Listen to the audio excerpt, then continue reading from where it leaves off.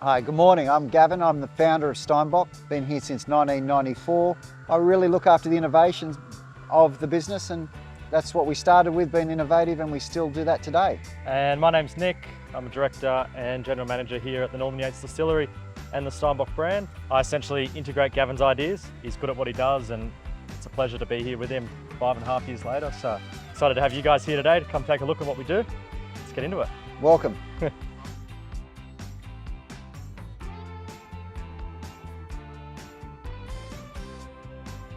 Primarily started with my family business. We used to be in the business of making breakfast jam for hotels.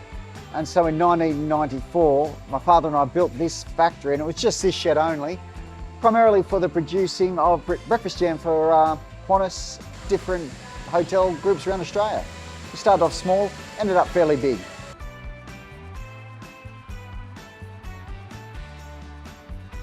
Oh mate, the team's the best part about this company, I guess. It's a very unique culture that we have here. We're creating memories together, and every day brings something new, whether it be a lesson or laughs, memorable moments, but it's certainly something special that we're building, and we want to continue to do that for the next 50, 60 years.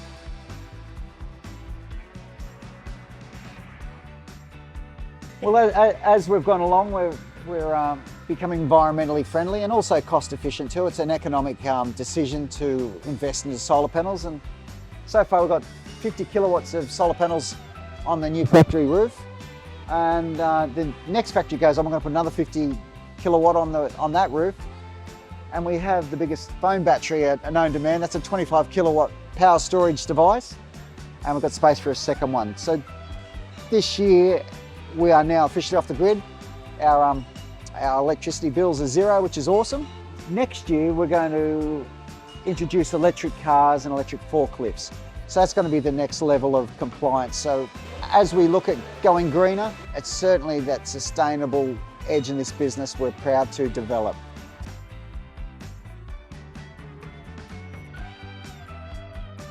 We're here in our production room. This is our original production line as it stands. So we've got a 16 head Albro filler. This production line produces at 30 bottles a minute, so 1800 an hour. My maths right? Pretty good. Pretty spot on. So yeah, it's quite efficient. We have 3 on the line at all times. We can run batching independent now, from bottling to distillation to dispatch, which is pretty unique as well. But yeah, this is where the boys rip in. This is what the business has been built off, and that's efficiency in production. So pretty cool.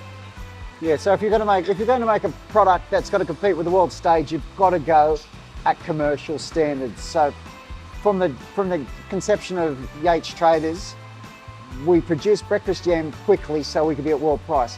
We've taken that transition into the liquor game, knowing that if you're going to be commercially viable, retail viable, you make profit per minute. So bottling quick is the key to getting ahead.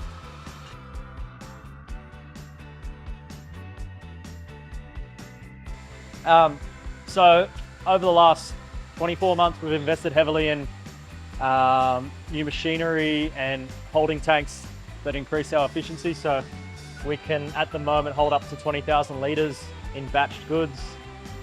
We can batch up to 4,000 litres a day and bottle 4,000 litres a day. And as we progress into the future, with the second production line being commissioned in the next 6 months, we'll be able to produce up to 10,000 bottles a day, 40 to 50,000 a week, which is big numbers, depending on if we run 4 or 5 days here. So it's certainly an investment that's paid off, and it's going to help us into the future. And these big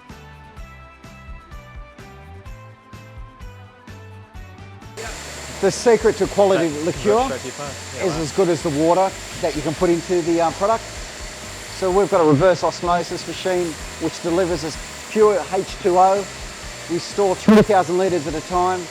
Great for big batching and immediate use of water. Really happy with this system.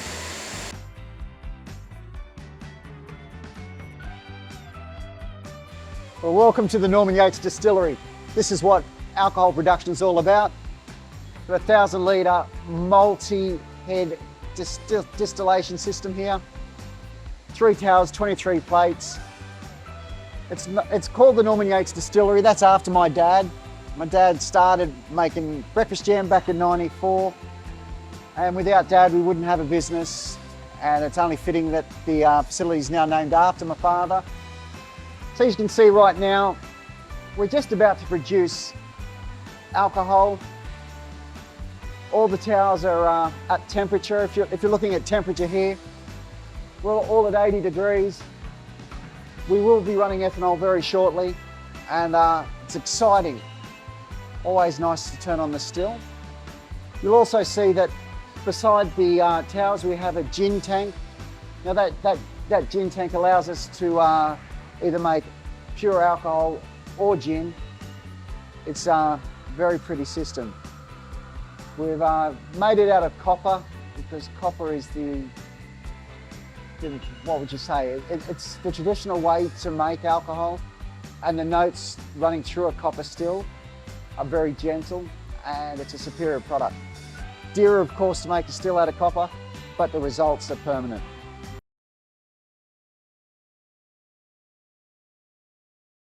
Any production issues or machinery faults, maintenance is the key to that, but there's always something outside the circle. Machinery's always got little problems. So that's probably my biggest issue. Well, getting paid is another issue. It's good to get your money back in because it's an expensive business to run.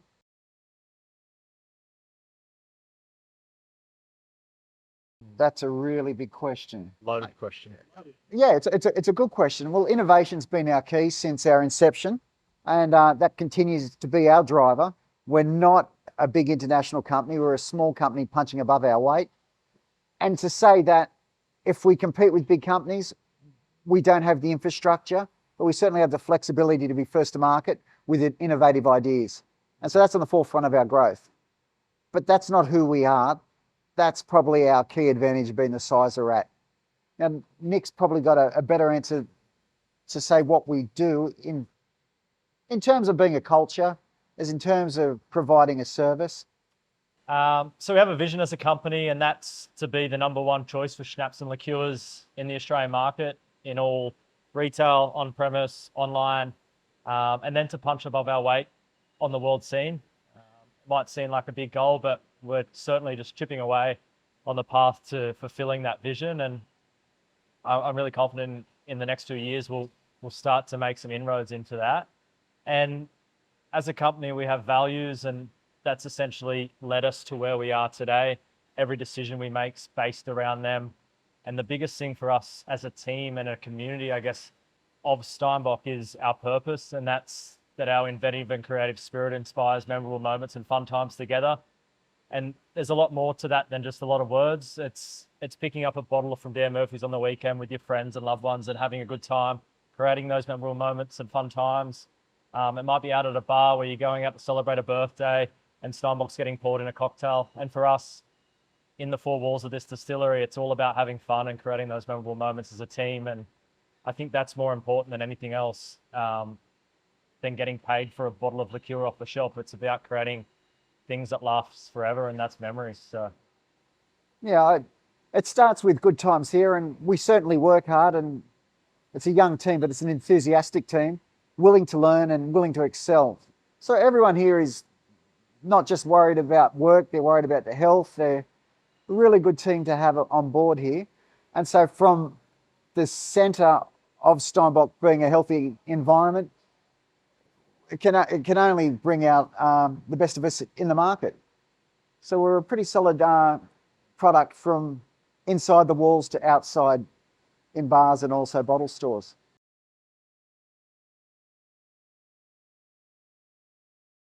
Yeah, so when we're making breakfast jam back in '94, I broke my neck snow skiing, and it took a couple of years to get over that. And I was a university graduate, a property valuer by trade, and my dad pulled me into his business into breakfast jam, and I'm glad he did. I'm glad I didn't continue on being a property valuer. So breaking my neck was a fortuitous occurrence. In the time before I broke my neck, I was third in Australia as a cocktail bartender, and making little breakfast jam bottles of a day and working in bars of a night and people stealing shot glasses. I thought, why don't I make a shot glass with a pull-off lid? And that was probably 1995. By 1997, we had those out in Australia. So we were kind of like a single serve, and that was very successful because that was probably the beginning of our innovation. It wasn't available till we did that, and we moved along in the realm of a big bottle in about 2001, 2002. From that point, Steinbok grew in bars. We weren't really a retail product, but we were very strong in bars and continue to be strong there today. By 2010, the off-premise, the bottle shop industry recognised that we were a leader in bars, and once you're poured in bars, you're really seen by the public as a bar quality option to take home. And so from about 2012, we've really powered in both realms. I'd like to believe we're the premium choice of schnapps and liqueurs in the market today. We possibly have, Nick can correct me, I'd say 24 different flavours of Steinbok. Hang on. Is that close? Yeah, you're on. We've got some cordials. We do some coffee syrups as well on the side. So diversified our streams of income into this factory. And the next 12 months, going to blow your hat off because we've got the best yet to come. This is just a breeding ground of innovation and possibilities.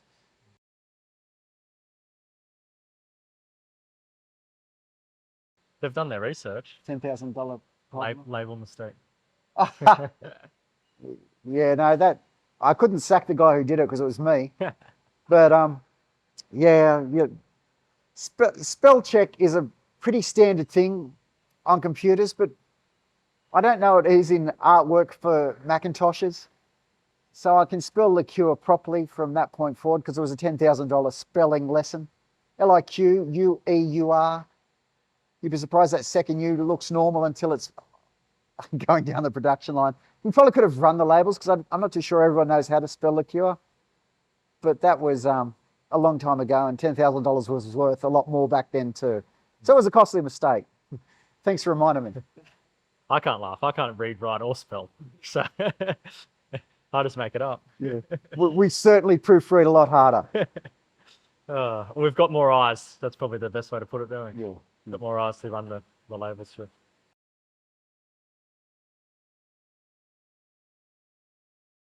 So I joined forces in 2018. So it's coming on 5.5 years now.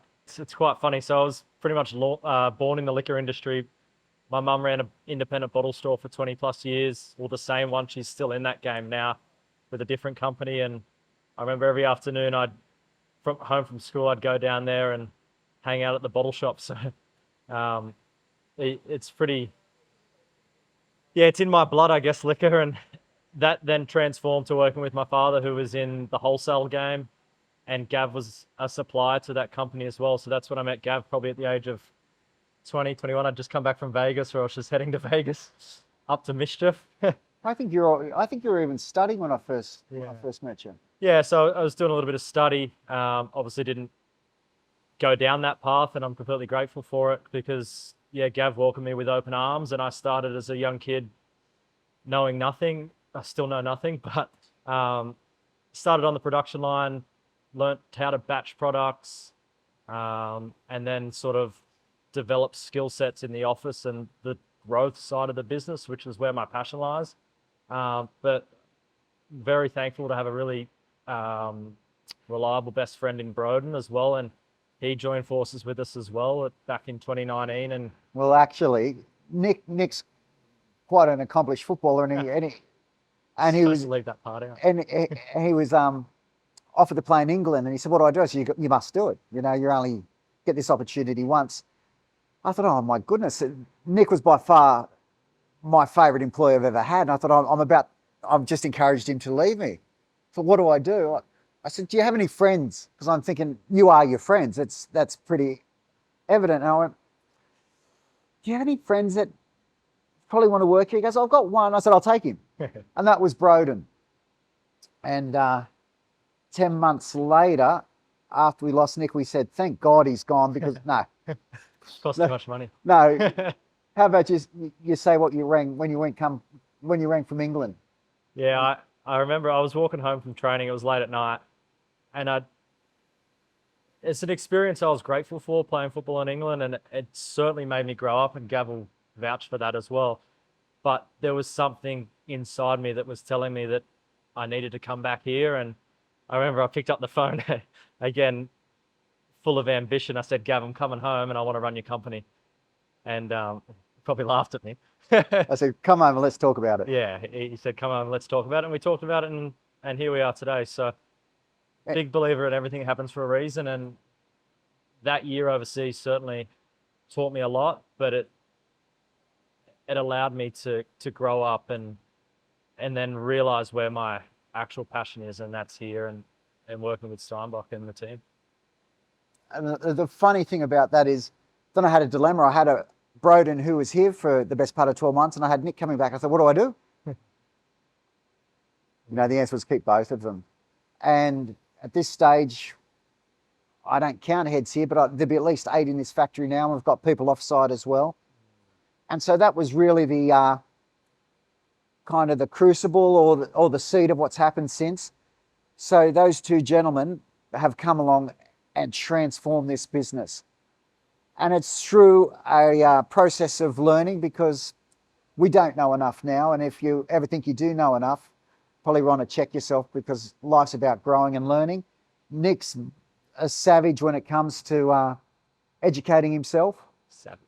And yeah, so our goal is to learn more, to take us to places we've never been, because although it's great to be at this point, we want to go further. So we come to plateaus, but you can't stay there. We've got to move on. That's why the next 12 months is going to be so exciting, because it's going to be a culmination of what we learned to get to that stage. And don't be happy with that, then we'll go to the next stage.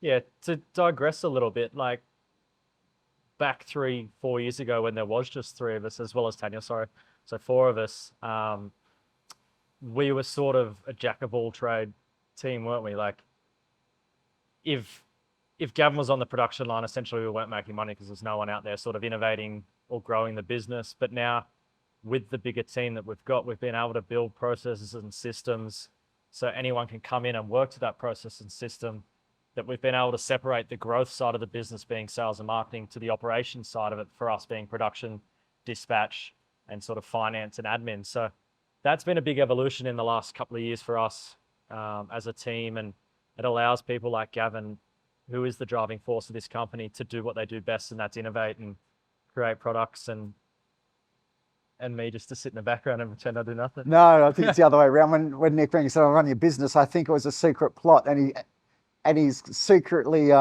systemizing me out of the operations of it. So maybe that phone call I should have taken seriously. Nah, Gav's in his prime. Probably got another couple of years left. At least.